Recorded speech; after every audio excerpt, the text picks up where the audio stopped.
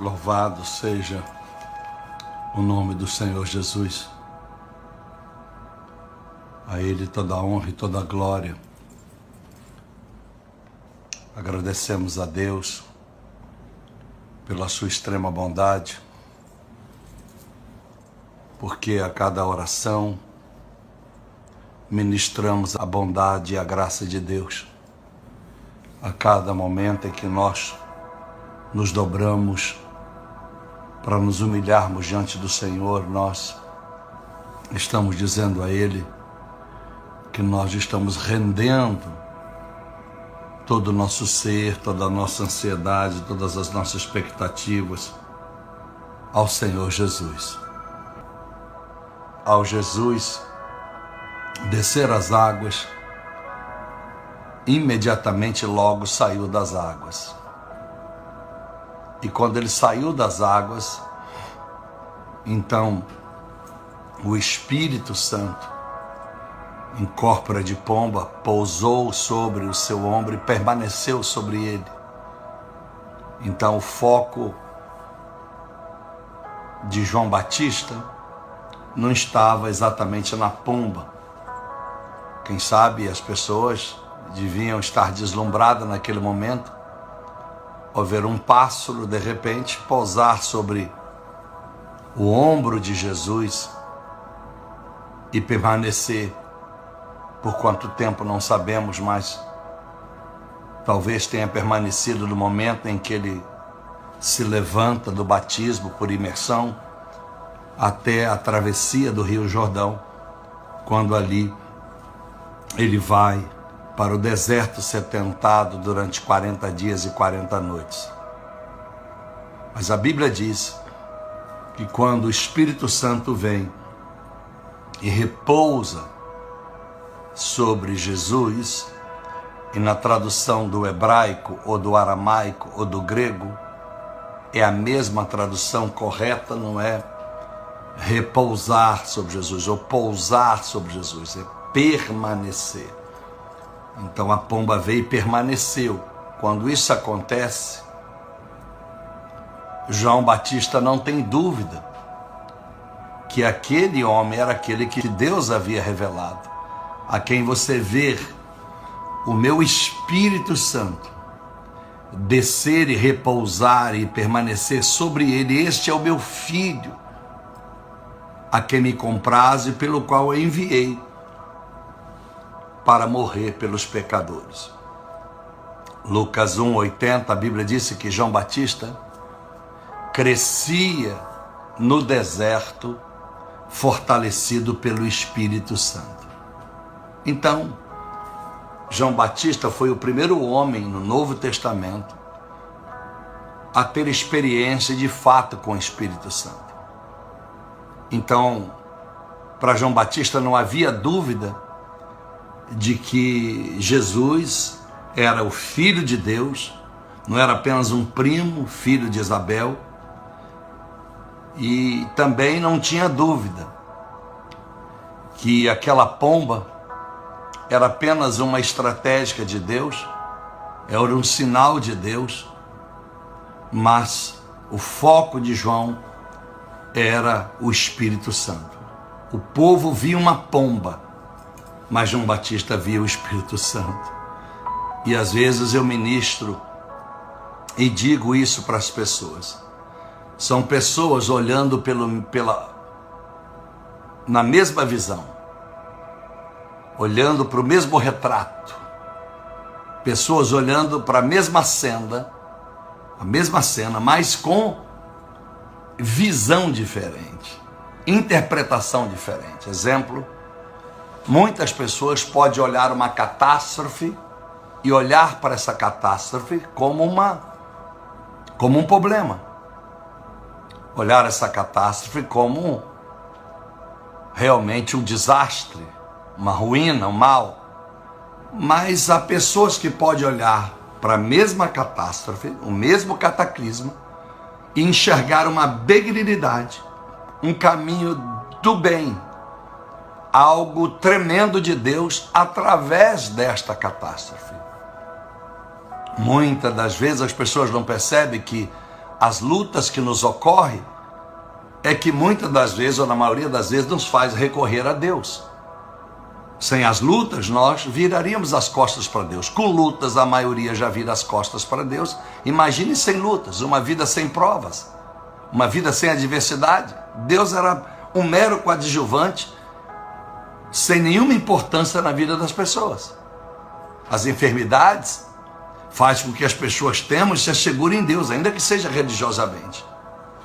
Tanto é que pessoas que são religiosas, no momento de adversidades como enfermidade, elas fazem promessas, acendem velas, andam 100 quilômetros a pé para ir na tal sinagoga e vão para lá, para não dizer outro nome, lá entregar as suas promessas e dar aquela imagem que não fala, que não ouve, que não escuta, a glória que ela nunca teve.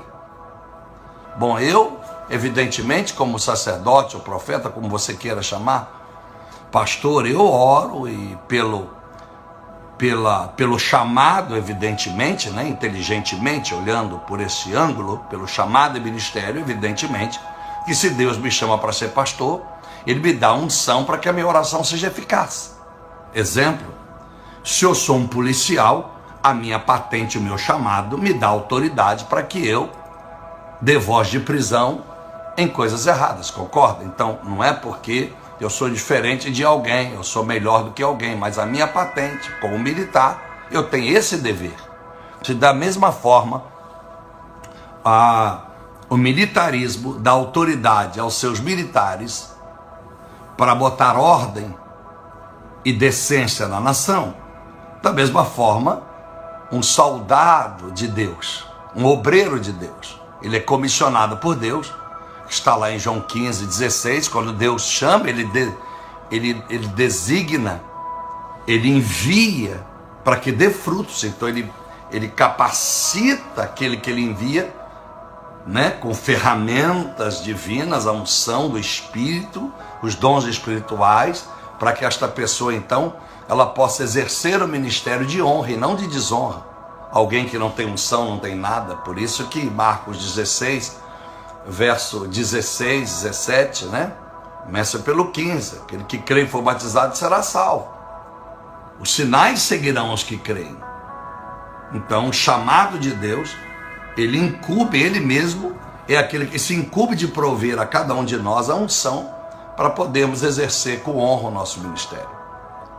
Então, eu ouço às vezes pessoas que vivem na pedição de oração. Elas, em vez de orar junto, elas ficam pedindo oração. Eu não tenho nada contra, repito, podem pedir oração, faz parte do cristianismo, mas que a pessoa também ore. Agora, se ela não aprendeu como orar pelo Espírito Santo, ela vai viver na dependência. Porque muita gente ora, mas ora errado, porque não tem o Espírito Santo. Esse é o problema. Porque o pastor não ensinou, porque ele também não sabe que Romanos 8, 26 e 27 é o Espírito Santo que nos ensina a orar. Então não é o pastor. Eu posso ensinar a orar se eu tenho o Espírito Santo, mas a partir do momento que eu mostrei para você como orar, dali para frente as orações não são a mesma que eu te ensinei. O Espírito Santo, na sua multiforma, vai lhe usar a cada momento, a cada circunstância, a cada adversidade, a oração inteligente, sábia, para o momento que você está vivendo. Então é necessário que todo mundo desenvolva esse ministério da oração, até porque 1 Tessalonicenses diz, verso 17, que você tem que orar sem cessar. Todos nós, não é pastor? Todos nós. E por quê? No verso 19, para que o Espírito Santo não saia da nossa vida. Então, na verdade, a oração deve ser de todos nós. As pessoas têm que enxergar a benignidade. As pessoas têm que entender. Você tem que estar preparado. As provas que vêm na sua vida, às vezes, você está olhando para o problema só como problema. Ou você está olhando para uma circunstância negativa como problema, quando aquela circunstância negativa é uma bênção para a sua vida. Então, antes de você se desesperar, arrancar os cabelos e começar a dizer, sai diabo, sai capeta, amarra em chucaveira, é melhor você primeiro todos os dias, se encher do Espírito Santo, que Ele não vai te deixar desesperar, nem arrancar os cabelos, nem as pessoas, permitir que as pessoas olhem para você com pena, como se você estivesse sendo destruído, despedaçado aos poucos pelo capeta. Não. Então, a gente pode ter a mesma visão, com reflexão diferente. Tem gente que olha, não consegue enxergar possibilidade nas adversidades. Tem gente que a adversidade é problema, é prova, é descabelar. Então, meus amados irmãos, deixa eu lhe dizer uma coisa. As pessoas estavam com foco na pomba. Mas a hora que a pomba pousa, uma voz ecoa do céu: esse é meu filho, a quem eu tenho prazer. Então, depois que o Espírito Santo posa e permanece, então a voz vem. Resumo da história. Se o Espírito Santo não permanece em nós, Deus não tem prazer em nós. Deus revelou a João: a quem meu Espírito descer e permanecer, este é meu filho, a quem eu tenho prazer. Então eu faço para você uma pergunta nessa madrugada, para você orar com sabedoria e melhorar o seu conhecimento. Se o Espírito Santo não vier e permanecer em nós, eu te pergunto, Deus está falando conosco como Pai ou como Criador? Eu te pergunto, o Espírito Santo tem permanecido na sua vida? Ou ele entra no culto e sai do culto? Ele entra na oração e sai depois que você termina a oração? Ele entra quando você está num ambiente espiritual e sai logo quando você sai desse ambiente espiritual? Porque se o Espírito Santo, que nós temos ministrado no Bom Dia Espírito Santo, tem permanecido na sua vida, eu tenho duas boas notícias para você. Primeiro, Deus começa a ter prazer contínuo na sua vida, e isso vai atrair bênção.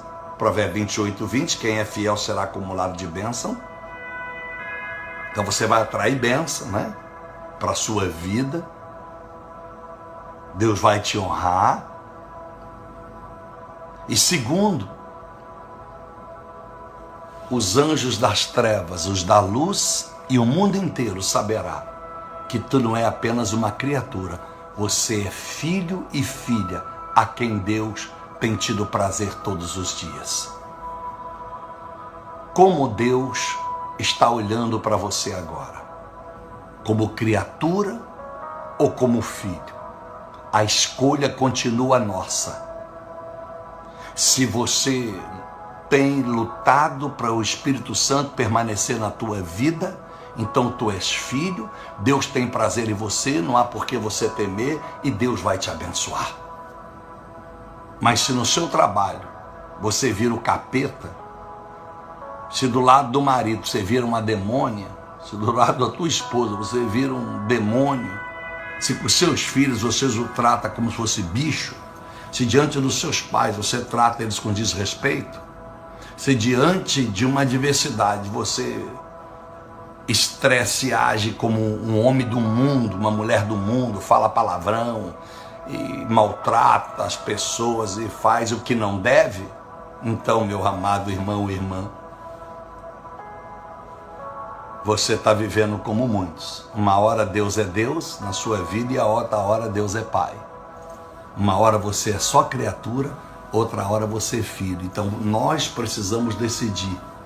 Faça permanecer o Espírito Santo na sua vida, para que o Pai, a voz do céu, depois que o Espírito permanece, tem que permanecer, porque senão você é filho só por 2 horas de culto, você é filho só em meia hora de oração. Aonde estará o Espírito Santo? Se está muito abençoado, esquece ele de vez. Se está vivendo prova, a carne aflora, por um lado ou pelo outro.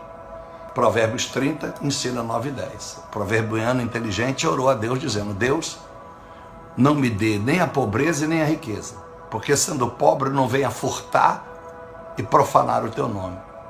Enriquecendo, não venha na fartura esquecer do Senhor na minha vida. Olha que oração linda.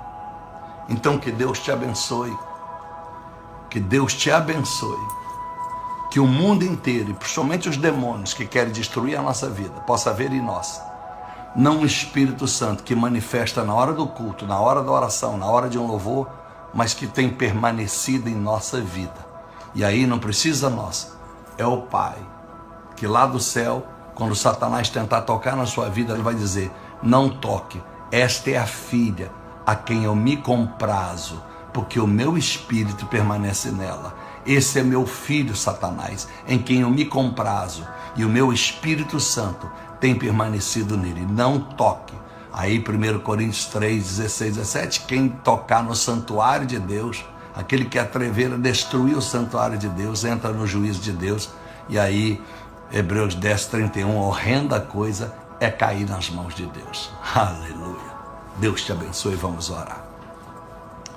Senhor, meu Deus e nosso Pai, nós te agradecemos e nós te louvamos por esta palavra. Te agradecemos pelo privilégio, a oportunidade de apresentarmos mais uma vez, meu Deus, a nossa vida. Queremos agradecer ao Senhor pela oportunidade de podermos orar, de podermos dobrar os joelhos na dependência do Senhor.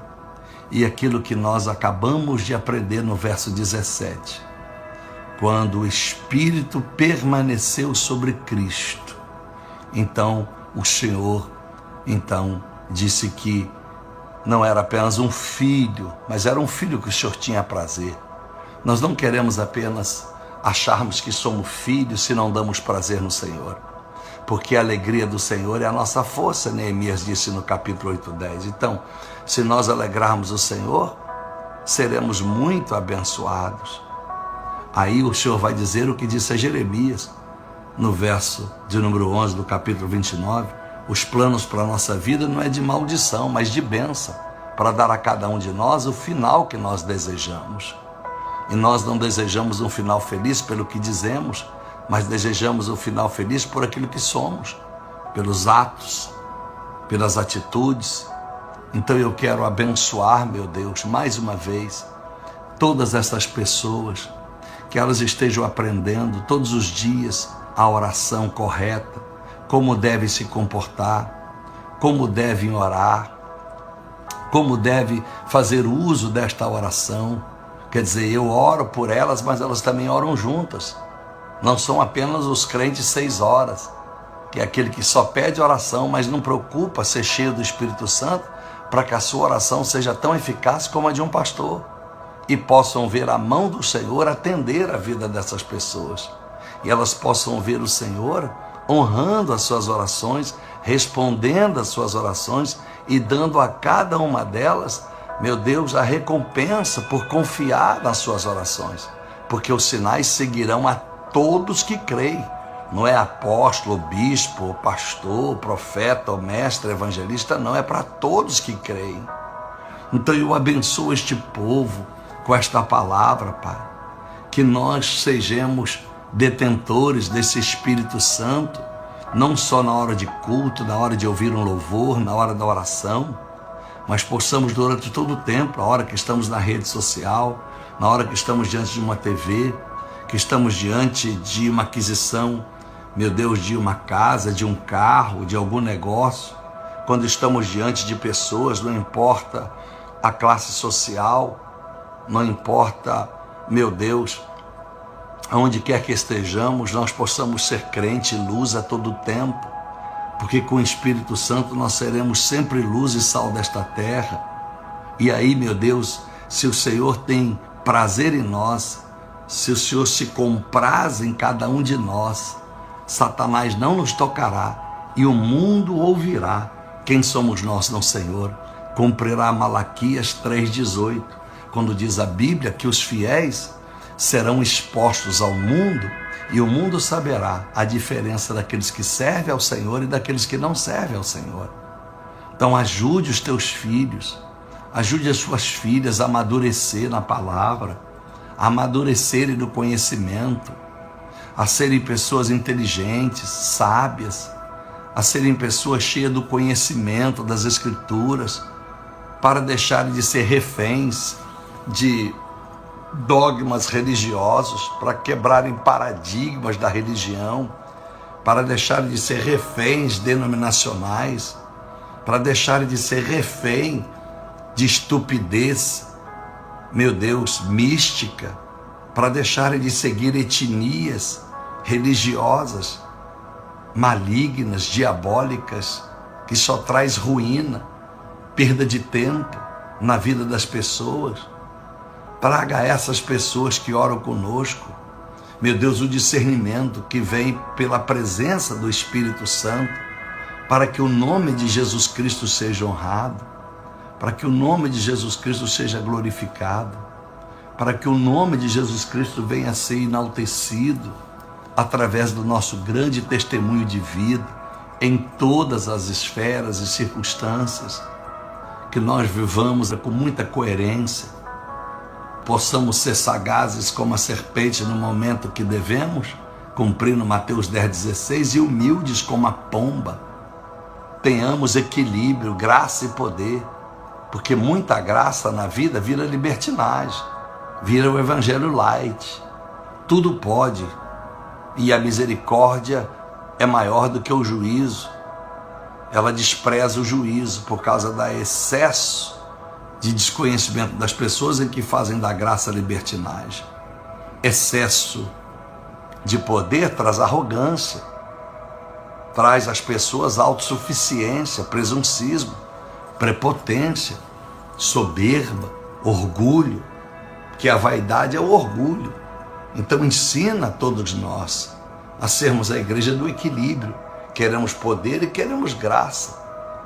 Então, que essas pessoas que oram conosco, essas pessoas que oram, meu Senhor, com sinceridade, essas pessoas que querem se tornar de fato genuínos discípulos e discípulas do Senhor, possam estar sendo fortalecidas e fortalecidos, possam estar recebendo uma unção diária e percebendo que estão mudando, percebendo que as suas atitudes estão diferentes, percebendo que já não estão mais com a mesma, meu Deus, com as mesmas atitudes que denegria a tua imagem, a tua glória, a tua santidade. Que todos possam perceber uma mudança, porque ninguém melhor do que cada um de nós de saber o que tem mudado no nosso interior, porque Paulo nos manda julgar e examinar a cada um a si mesmo, em 1 Coríntios 11. Nós temos que examinar a nós.